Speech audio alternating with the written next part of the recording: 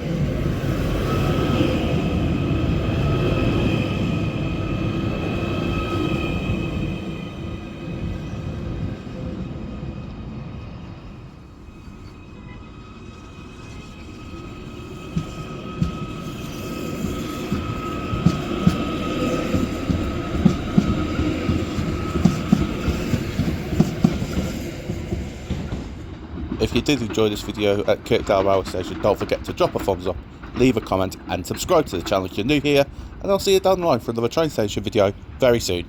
Thanks for watching.